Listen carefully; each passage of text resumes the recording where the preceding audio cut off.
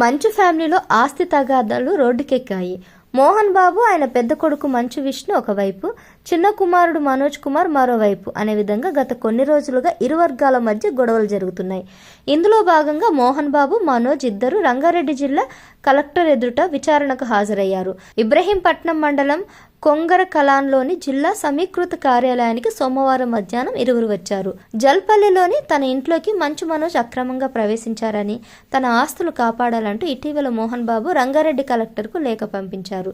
Senior citizen act 2007 కింద తనకు రక్షణ కల్పించాలని కోరారు.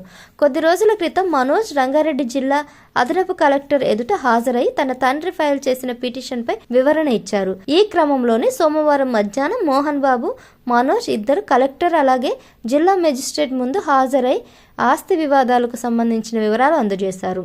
మోహన్ బాబు, మనోజ్లను జిల్లా మెజిస్ట్రేట్ దాదాపు 2 గంటల పాటు విచారించినట్లు తెలుస్తుంది. మనోజ్ తన ఆస్తులను అక్రమంగా ఆక్రమించారని తనయుడిపై మోహన్ బాబు ఫిర్యాదు చేశారు. ఆస్తి తన కష్టార్జితమని, దీనిపై ఎవరికీ హక్కు లేదని ఆయన స్పష్టం చేశారు. తన ఆస్తులను తిరిగి అప్పగించాలని డిమాండ్ చేశారు. మరోపక్క కొన్ని డాక్యుమెంట్స్ తో విచారణకు హాజరైన మనోజ్ కూడా తన వాదనను వినిపించారు. ఆ సమయంలో తండ్రి కొడుకుల మధ్య కొద్దిసేపు వాగ్వాదం జరిగినట్లు వార్తలు వస్తున్నాయి. మంచు మనోజ్, మోహన్ బాబు ఇద్దరు ఆస్తి తగాదానికి సంబంధించి వివరాలు అందజేసిన తర్వాత వచ్చే వారం మరోసారి విచారణకు హాజరు కాలని మెజిస్ట్రేట్ ఆదేశించారు. విచారణ ముగిసిన తర్వాత మోహన్ బాబు, మనోజ్ మీడియాతో మాట్లాడకుండా రంగారెడ్డి జిల్లా కలెక్టర్ కార్యాలయం నుండి వెళ్లిపోయారు. దీనికి సంబంధించిన వీడియోలు సోషల్ మీడియాలో చక్కర్లు కొడుతున్నాయి.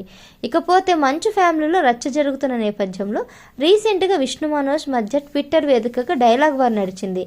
సింహం అవ్వాలని ప్రతి కుక్కకి ఉంటుంది, కానీ వీధిలో మొరగడానికి, అడవిలో గర్జించడానికి ఉన్న తేడా కనీసం వచ్చే జన్మలో అయినా తెలుసుకుంటావన్న ఆశ అంటూ విష్ణు రౌడీ మూవీలో మోహన్ బాబు డైలాగ్ను పంచుకున్నారు.